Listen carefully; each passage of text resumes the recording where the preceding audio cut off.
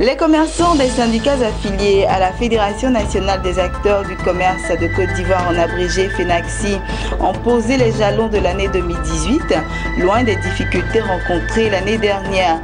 C'était lors de leur rentrée syndicale. Nous en parlerons dans ce journal. Bientôt l'ouverture de la polyclinique des policiers de Côte d'Ivoire.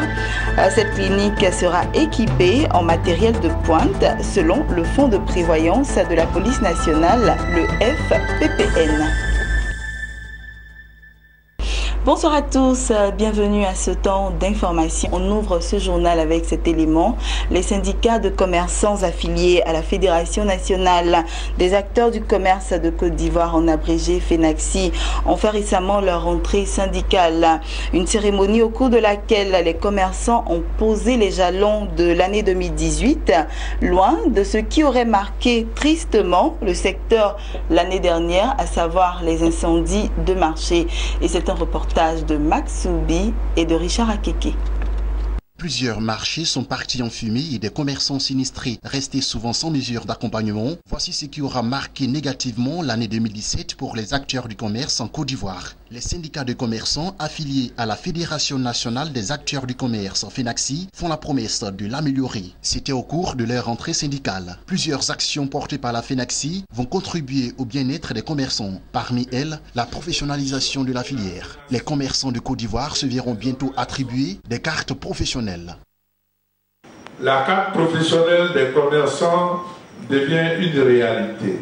Nous sortons d'un atelier de validation tenu en décembre dernier à Yamoussoukro, qui a consacré la mise en œuvre de l'opération d'identification, d'édition et de délivrance de la carte professionnelle.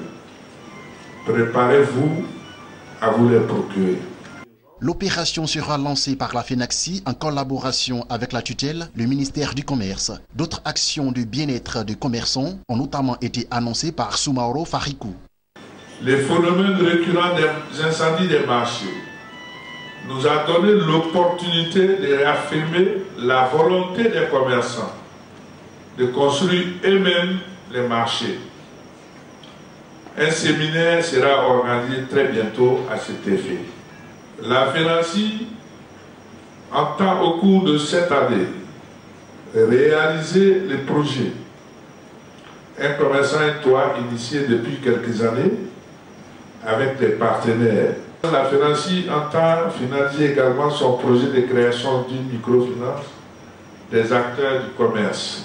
Actualité oblige, le sujet de l'annexe fiscale 2018 s'est greffé au menu de la rencontre des syndicats du commerçant. Ils ont une fois de plus dit leur hostilité à l'annexe fiscale 2018. Ils dénoncent les surnombres des taxes. Un mot de santé dans ce journal. L'ouverture prochaine de la polyclinique des policiers est attendue avec impatience par les forces de l'ordre de Côte d'Ivoire. À quelques mois de l'ouverture officielle, le fonds de prévoyance de la police nationale, le FPPN, se veut rassurant. La future polyclinique sera équipée de matériel de pointe selon le FPPN. L'équipementier a justement rencontré les administrateurs du fonds et les partenaires techniques et financiers sur le sujet. Et c'est un reportage de Jean-Charles Sibaï et Lignon Gilbert. Cette rencontre entre les partenaires techniques et financiers du projet de construction de la polyclinique des policiers de Côte d'Ivoire marque le dernier virage de la réalisation de ce rêve caressé par les corps habillés. Le bâtiment étant achevé à 90% selon le FPPN, le fonds de prévoyance de la police nationale reste à rassurer quant au matériel de pointe dont sera équipée la future polyclinique. L'assurance vient non seulement du directeur général du FPPN, mais aussi et surtout de l'équipementier médical Intermédic, dont le directeur général a effectué le déplacement à Abidjan. Nous allons certainement amener un équipement de pointe de très haute qualité, qui sera franchement une fierté pour nous et j'espère pour l'hôpital du policier. Nous allons entreprendre certainement tout le côté technique, donc l'installation, la mise en marche et surtout la formation, encore une fois je le dis, la formation du personnel médical, parce que ça c'est très important. Un hôpital peut donner encore plus et encore plus quand le personnel connaît bien les capacités de chaque machine et peut l'utiliser à fond. Donc voilà notre engagement et ce que nous allons donner pour l'hôpital. Aujourd'hui, nous avons une polyclinique qui va comporter tout, en tout cas, un bon nombre de spécialités. Nous aurons au sein de cette polyclinique 3 blocs opératoires. C'est très important. Cette polyclinique est située dans un quartier qui, la journée, a au moins 700 000 habitants qui circulent et la nuit, c'est beaucoup plus.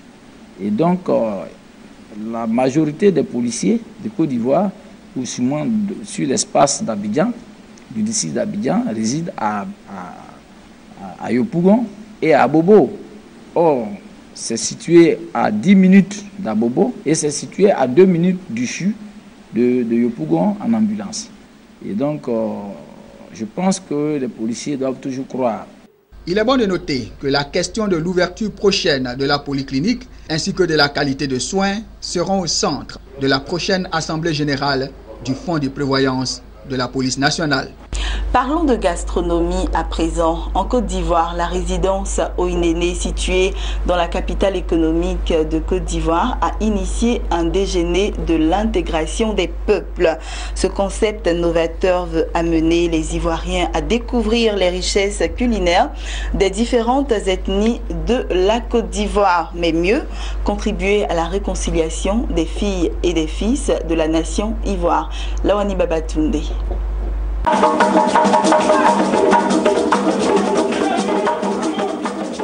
C'est une innovation dans le milieu gastronomique en Côte d'Ivoire, un tourisme culinaire auquel la résidence Oinéné invite les Ivoiriens.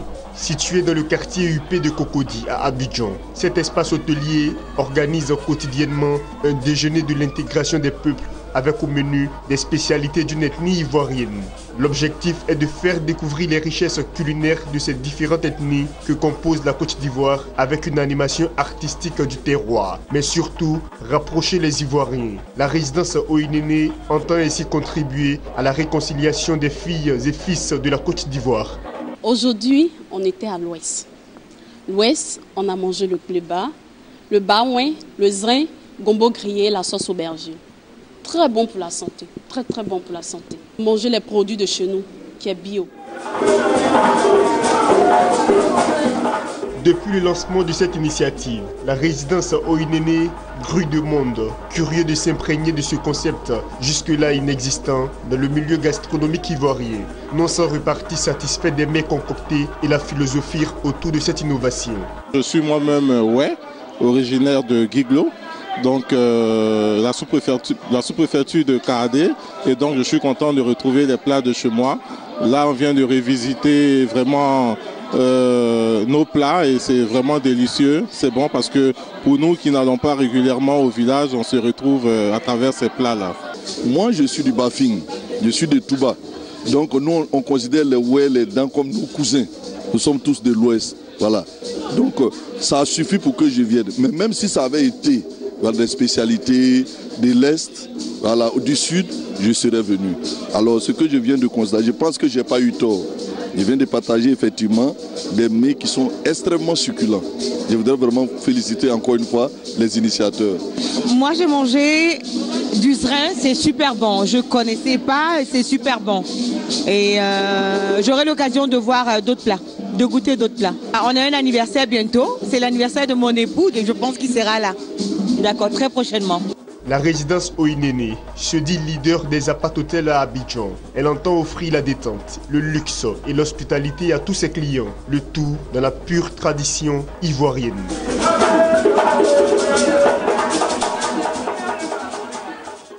Voilà, on termine avec cette information en bref.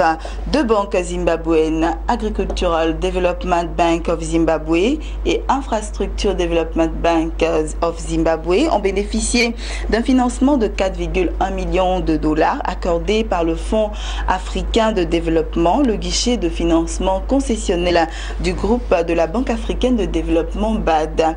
Ce financement servira à l'élaboration des stratégies de redressement des institutions financières financière. Et c'est ici que nous refermons ce journal. Je vous souhaite une bonne suite de programme sur notre chaîne de télévision Business 24 Africa.